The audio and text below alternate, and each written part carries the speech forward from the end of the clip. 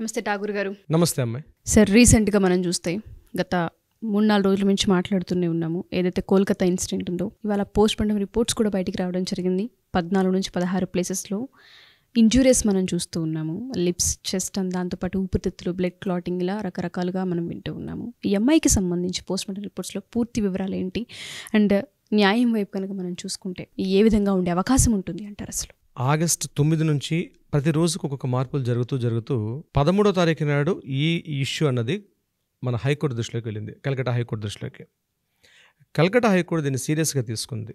Calcutta local పోలీసులు కరెక్ట్గా పనిచేయట్లేదు అని చెప్తూ సిబిఐకి కేసును రిఫర్ చేస్తూ హైకోర్టు ఇన్వాల్వ్ అయింది.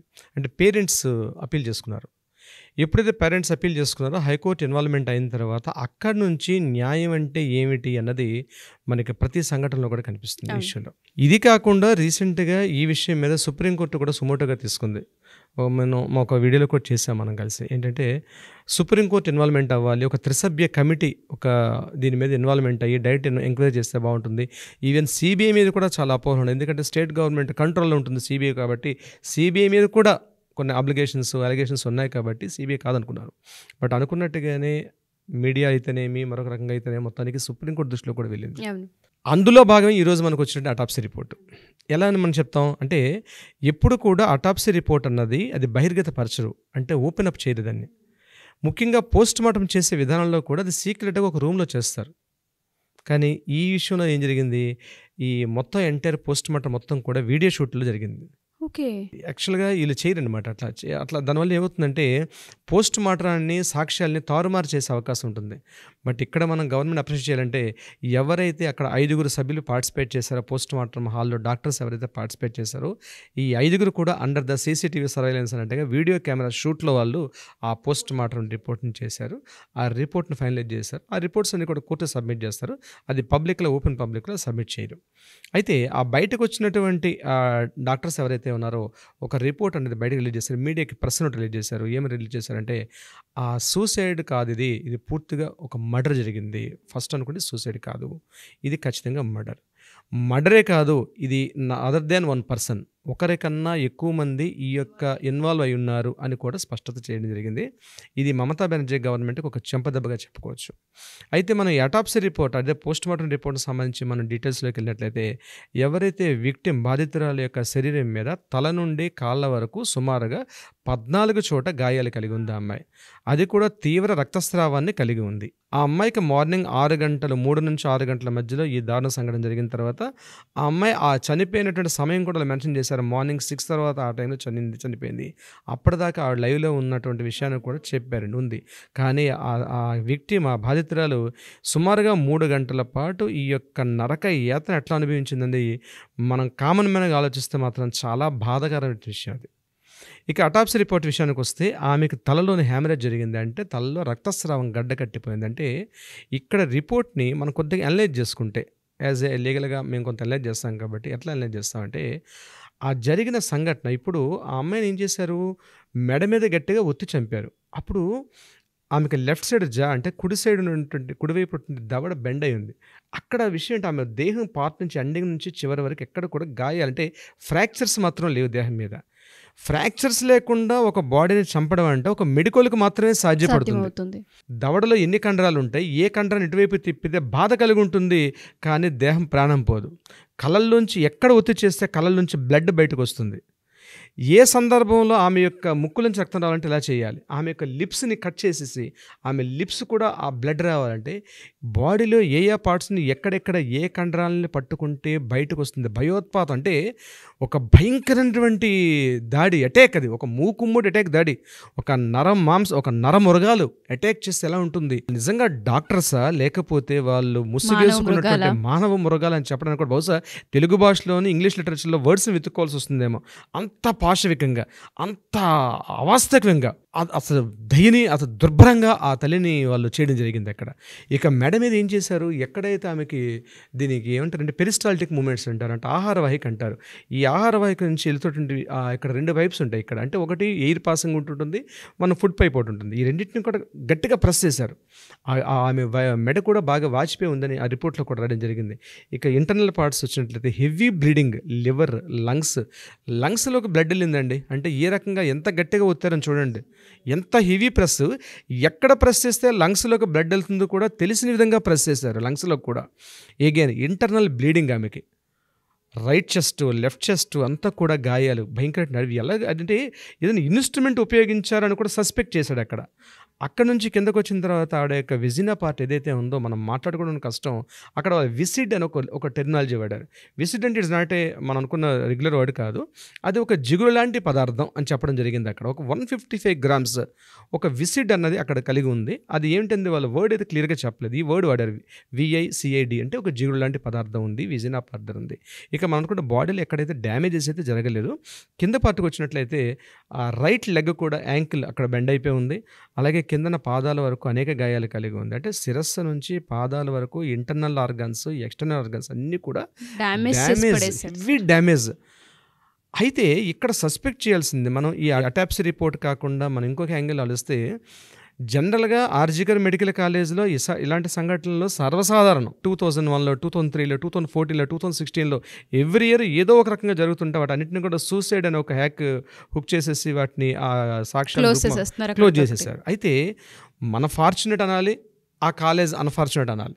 ఏం జరిగింది ఇక్కడ, ఈ మీడియా వల్ల, CBI వల్ల, హైకోర్టు ఇన్వాల్వ్మెంట్ వల్ల, టోటల్ రిపోర్ట్స్ అన్నీ బయట రావడం వల్ల అసలు విషయం తెలిసింది. వాళ్ళ ఇంటెన్షన్ ఏంటంటే, వాళ్ళ మెయిన్ ఇంటెన్షన్ ఏంటి, ఆ కాలేజీలో కొన్ని అవాస్తవిక సంఘటనలు జరుగుతూ ఉన్నాయి. హ్యూమన్ ట్రాఫికింగ్ కావచ్చు, లేకపోతే ఇంటర్నల్ ఆర్గాన్స్ ట్రాఫికింగ్ కావచ్చు, ఇట్లాంటివన్నీ జరుగుతున్న డ్యామేజెస్ వల్ల ఈ అమ్మాయి వినకూడనటువంటి వినిందో, చూడకూడని దృశ్యాన్ని చూసిందో ఏదో తెలియదు. దానివల్ల ఈ అమ్మాయిని హెరాస్మెంట్ చేయడం జరిగింది కాలేజీలో. హెరాస్మెంట్ ఎవరు చేశారు, కాలేజీకి సంబంధించినటువంటి అదే స్టూడెంట్స్లో ఒక రౌడీ మూక అని మనం అనుకోవచ్చు. వీళ్ళు ఈ మీద అటాక్ చేశారు అని మనకు అర్థమవుతుంది. అంటే జరుగుతున్న స్టోరీస్ని మనం లింక్ చేసుకుంటూ వెళ్తే మనకు అర్థమైంది అది.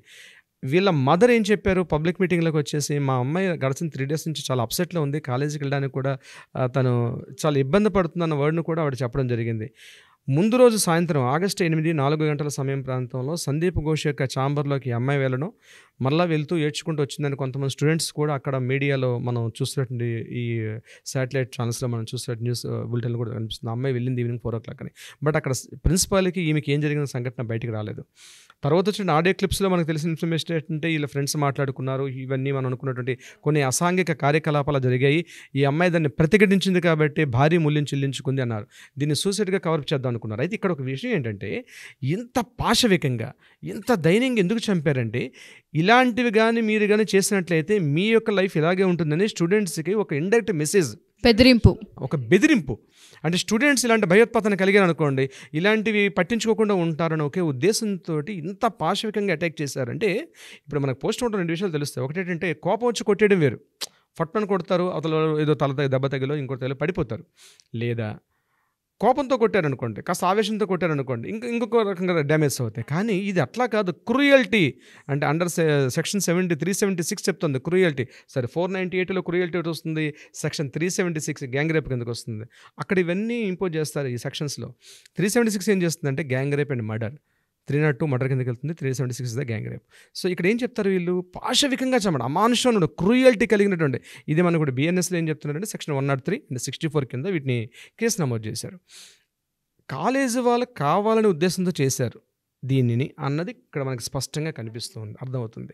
పాప ఒక అమాయకురాలు బలైపోయింది. కలకత్తా కాళీ, కటక్ చండీ అని చెప్పుకుంటే, కలకత్తా కాళీ మరి ఏం చేస్తుందో, ఈ కటక్ చండీ ఏం చేసిందో, ఈ అమ్మాయిని మాత్రం ఎవరు రక్షించలేకుండా పోయారు. No words sir. అసలు మీరు చెప్తూ ఉంటే అమ్మాయి చావు గురించి ఆ రిపోర్ట్స్లో వచ్చిన ఏదైతే ఉందో చాలా భయంగా ఉంది వినడానికే, ఒళ్ళు గగ్గురు పుడుస్తుందని చెప్పాలి. ఎంత నరకాన్ని అనుభవించిందంటే, ఇంటర్నల్గా అయిన డ్యామేజ్ ఏదైతే ఉంటుందో అది కళ్ళకి కనిపించదు, లోపల గాయం మాత్రం రేగుతూ ఉంటుంది. ఉదయం 3:30-4 గంటల నుంచి 6:30-7 అంటే సుమారు 3:30-4 గంటల పాటు అమ్మాయి తప్పు ఉంది, తన బాధ వ్యక్తపరచుకోలేదు. ఆ 3 గంటలు నరకయాతన అన్న పదం కూడా సరిపోదేమో బహుశా. మీరు అన్నట్టుగానే జస్టిస్ అనేది త్వరగా రావాలి. ఈ రిపోర్ట్స్ వచ్చిన తర్వాత దీని ఆధారంగా చేసుకునైనా సరే సుప్రీంకోర్టు అండ్ హైకోర్టు వాళ్ళకు కూడా థ్యాంక్స్ చెప్పుకోవాలి. ఎందుకంటే రియాక్ట్ అవ్వడంలో థ్యాంక్స్ చెప్పుకోవాలి. బట్ నేను అనుకోవడం, ఒక న్యాయవాదిగా నేను అనుకున్నది ఏంటంటే, ఈ సందర్భంలో మన చట్టాలు కొద్దిగా ఎంత ఫాస్ట్ ట్రాక్ కోర్ట్స్ వచ్చినప్పుడు కూడా సత్వర న్యాయం జరగడం కొద్దిగా లేట్ అవుతుంది. కానీ ఈ సంఘటన దృష్టిలో పెట్టుకొని ఇప్పటికైనా కొన్ని విషయాల్లో కొన్ని చట్టాలని కరెక్షన్ చేయాల్సిందే, అమెండ్మెంట్స్ చేయాలి, యాక్ట్స్ని మార్చాలి, రీకరెక్షన్ చేసుకోవాల్సిన అవసరం. ఎందుకంటే అందరికి కనిపిస్తుంటాయి కానీ అక్కడ ఎవిడెన్స్ ప్రూఫ్ కాదు, దీనివల్ల డిలే అవుతుంది. ఈ బాధితులు తిరుగుతూనే ఉంటారు, ఏళ్ల తరబడి నెలల తరబడి కోర్టుకి ఆశ్రయిస్తారు. డిలేని లేకుండా గనక చేయగలగాలి.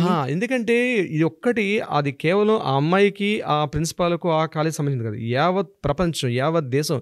ఈరోజు కలకత్తాలో కోట్లాది లక్షలాది మంది మెడికల్ స్టూడెంట్స్ అన్నది ఈరోజు రోడ్ల మీదకి వచ్చి వాళ్ళు ఫుడ్ అన్నీ మానేసి రోడ్ల మీద ప్రోబ్ చేస్తున్నారు. హైకోర్టు కూడా అప్రిషియేట్ చేసింది. ఈరోజు వాళ్ళ నిరసనలో న్యాయం ఉంది, వాళ్ళు సమ్మె చేస్తుంటే న్యాయం ఉంది, వాళ్ళ ఆవేదనలోని వాళ్ళ ఆలోచనలో కూడా న్యాయం ఉందని హైకోర్టు సమర్థించింది.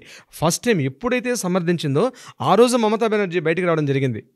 ఇప్పుడు రియాక్ట్ అయింది. కోర్టు ఎప్పుడైతే రియాలిటీ చేసింది, ప్రోబ్ చేసిన స్టూడెంట్స్ని సపోర్ట్ చేసిందో అప్పుడు అర్థమైంది ఆమెకి ఇది యాక్చువల్గా ఎక్కడికో దారితీస్తుందని చెప్పి తను బయటకు వచ్చి ఈరోజు తను కూడా ఒక దీనిలాగా, సిగ్గుందా అండి మమతా బెనర్జీ గవర్నమెంట్కి, ఒక పవర్ఫుల్ ఒక చీఫ్ మినిస్టర్ రోల్లో ఉన్నటువంటి ఒక నాయకురాలు, ఒక మహిళ, సాటి మహిళకి అన్యాయంపై స్పందించే తీరు ఈరోజు హైకోర్టు కూడా తప్పు పట్టింది. ఈరోజు ఎక్కడైనా ప్రభుత్వం చర్యలు తీసుకోవాల్సింది పోయి దొంగ నడిచినట్టుగా ఉంది ఇక్కడ జరిగిన సంఘటనలు చూసినట్లయితే. మమతా బెనర్జీ రోడ్ల మీదకి రావడం ఏంటి, ప్లకార్డ్స్ పట్టుకుంటూ ఆమె ఇట్లా మాట్లాడుకుంటూ వెళ్ళడం, యావత్ ప్రపంచం కూడా సిగ్గుగా నిలబడిపోయింది ఈరోజు తను చేసే దృష్టిని.